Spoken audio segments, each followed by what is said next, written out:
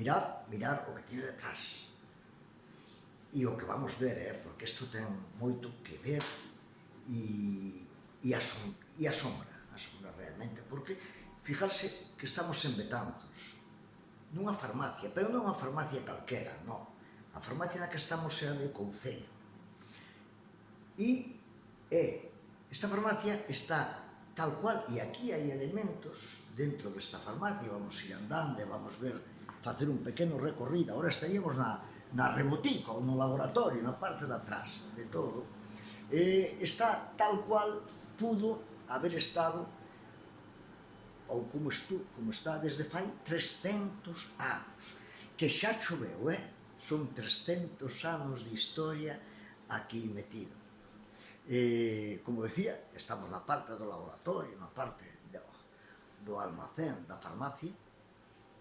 Le preguntaba por o mobiliario, parte deste mobiliario, pois me decían que seguramente calculan de fai 300 anos, ou igual co edificio no que estamos.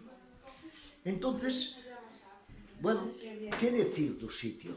Pois realmente que asombra, e agora vamos chegar á parte xa posterior, casi o que é a parte, o público da farmacia, e mirar que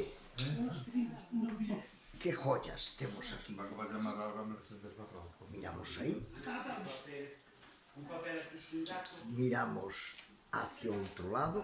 Bueno, estamos tamén molestando un pouco, hai que agradecer ao personal da farmacia o que lle disturbimos este ratiño, pero é que hai cousas que hai que contar, Bueno, por suposto, agradecer ao personal da farmacia, a María, que é a 9ª generación de farmacéuticos, e traballando aquí, pero o curioso é que son da mesma familia todos, non é que haya habido un traspaso, senón que son todos couceiros.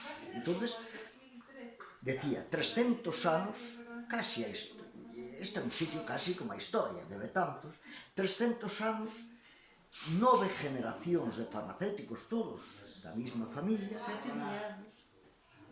Me dicen aquí 7 traballadores, o sea que a farmacia é unha farmacia dinámica hoxe, sí.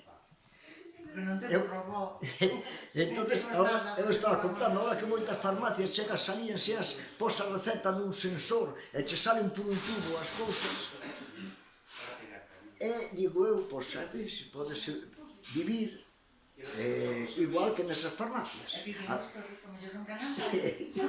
E ademais todavía siguen facendo medicacións propias patentadas para que me decían, bueno, despois preguntarei a ver que mal este.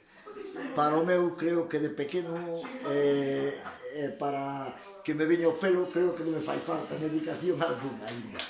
E agora vamos ir a parte de adiante, a parte do público. E como veredes, bueno, vamos pasar outra vez por aquí, porque hai cousas que hai que verlas. Aquí hai medicacións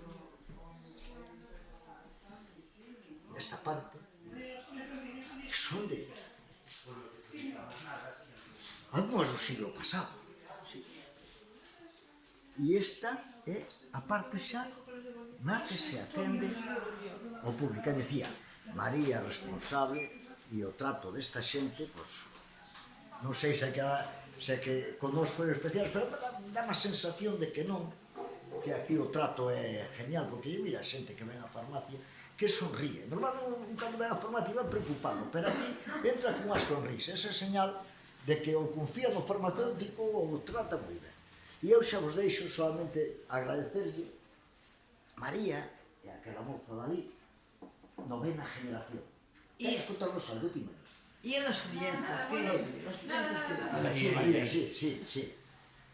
Sí, porque eu creo que vai haber uns cuantos de miles de seguidores que unha farmacéutica xoven, o sea que 8 generacións, 8, 9, habrá a 10ª. Ten que haber. Tiene que haber. Por obligación. Xa tes nenos? Sí. Hai que collelo, agarralo e traelo para a farmacia. Por obligación. Vale. Pois moitísimas gracias. Eu agradecerche o nome meu e dos seguidores da nosa página que nos hayas aberto este santuario. Eu creo que casi xa merece unha visita a Vila Betanzos. Oye, que por certo, vamos ir a tortilla, que está boísima, é unha tortilla de Betanzos, pero logo xa vos contamos. Gracias. Logo pondremos imaxenes e contaremos algo máis da farmacia Couceiro, ou podedes ir vendo en internet antes, porque hai bastante escrito sobre o lugar. Unha aperta a todos, amigos.